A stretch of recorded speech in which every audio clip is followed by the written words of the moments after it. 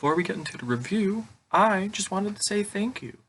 When I told people to subscribe last time, they did. I gained some subscribers. But still, about 60% of you who are watching these videos are still not subscribed. So, if you like music reviews, if there's eventually going to be some gaming content, just drop a subscribe, like the video as well. It's completely free, it benefits me in the long run, and you can just go on with your day as well. You don't have to worry about me if you subscribe and never watch me again. So, thank you. Seriously, you're the best. Enjoy the review. I gotta admit, I couldn't think of a bit for this one. So I'm just gonna get into it. YUNGBLUD. He's a singer from the UK. He's more in a pop punk area, alt rock with a little bit of rap thrown in, I guess. I haven't heard any of his music, well, before this album here. I know he put out an EP and a debut album, but I actually didn't listen to them. I guess for the singles for this, I have a lot of expectations for this. I think that on some of the songs, his vocals were pretty decent. I was pleasantly surprised with that track he did with Machine Gun Kelly and Burt McCracken, I think his name was. That Body Bag is what it's called. A couple of the singles from this, Strawberry Lipstick was a really good single. It was a good surprise. Cotton Candy took a little bit to grow on me, but I eventually started liking it. This is his second studio album, Weird! Exclamation point. I know there's in the little community I am in music, there's a little thing that says, "Oh, YUNGBLUD is bad. He sucks. He's pretty much a living meme." But I don't think that. I could see where they're coming from, but I don't think that. I think there's a lot of potential in YUNGBLUD. I think he has the voice, and he certainly has the dedication to get his career going. If you're looking at this review saying, "Oh, it's YUNGBLUD, it's bad because it's YUNGBLUD," I'm not doing that type of review. This is the first time I'm hearing this guy on album form. If you want me to do that, you're not getting it. I'm not doing that. So, after hearing the album, I would say that there's some pretty enjoyable songs on here, and the concept is a little loose, but it got me a little bit. But for a good chunk of this album, I do not think YUNGBLUD is using the talent that I think he can have with his voice to make this a better experience. There's also a quality in the songs where, like, some of the quality songs are up here where they sound really good and it's written well, but then there are songs where they are down to here, or sometimes even down to here. What I'm trying to say is, every song that you write for an album, you don't have to put it on there. There are many different songs that you can pick and choose and put on an album. You don't have to put on every single one. Vocally throughout the album, YUNGBLUD sounds like the vocalist from the 1975. His name is escaping me right now, but it really reminds me a lot of that. And it just he feels stuffy on this. It feels like his attention isn't on the music making right now. I feel like his mind is somewhere else. There was one thing that really bothered me about the song. The single, "God Save Me But Don't Drown Me Out." I'd heard this song before the album came out, and it had, at the beginning of it, on the YouTube version, it had this beautiful piano progression, and it was drowned out in reverb, and it helped you get into the vibe of the song. It was really beautiful. Why is that not on this album? This intro, which was incredible and it really helped the song out, is not on the album. Why was this done? I'm really confused on that end. It's actually kind of concerning.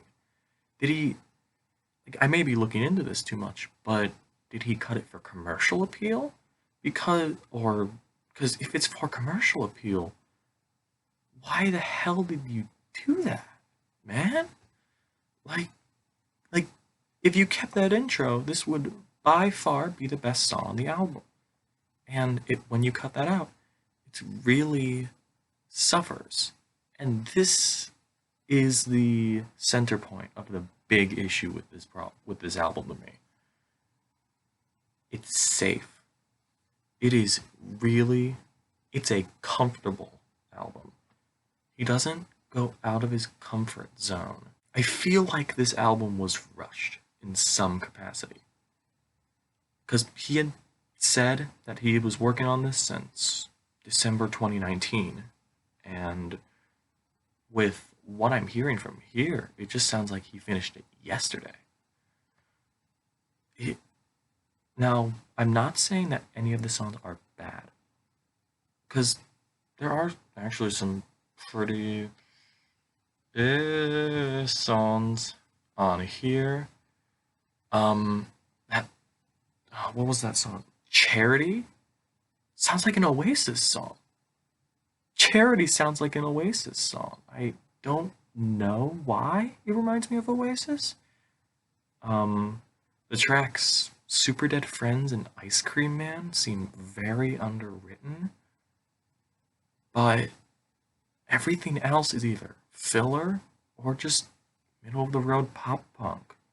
And there was the one song on here that I think has a lot of lost potential is Acting Like That with Machine Gun Kelly, who's also done a bit of a pop punk direction recently, and Travis Barker. What happened? This was one of these songs that I was actually pretty excited for. And I actually liked Machine Gun Kelly's recent album, Tickets to My Downfall. I know, shut up, but it felt emptier on here. It it just I, I don't know. It felt empty. It felt hollow.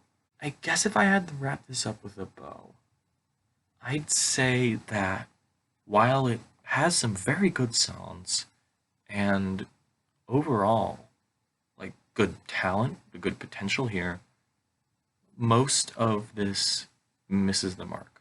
Youngblood and his vocal performances stay in his comfort zone way too much. And there's like some filler songs that probably were just like tested by the label to get on there. And there are many different things like from Youngblood's interviews to the cut of that intro on God Save Me But Don't Drown Me Out. It seems so rushed. Like for someone who's been working on this for a year, this seems really, really rushed, and that's where I think this album stumbles. It does give a very good presentation of who Youngblood is, what type of music he makes, and how he wants to make it. And it's a good showcase of his potential. And if there's any label mishaps going on here, I think that really crippled this album. But I think this laid the foundations for a really good career for Youngblood, but with the right direction and guidance even from other artists, I feel like Youngblood can do really good for a music career. I just think now with Weird, this is definitely going to be his biggest project yet, but I don't know. I want to see more. I'm debating on what I'd give this a rating of because there's a lot of potential here, but label meddling really messed this thing up. So what I'm gonna do is I'm gonna give it a 5 out of 10 because the good really cancels out the bad, and it just crushes it all together. That's going to do it for this review. Hit that subscribe button below to stay tuned for upcoming reviews. I have a feeling that we're going to get some heavy hitters this weekend, so you're not going to want to miss out on this. Thank you. Have a good one.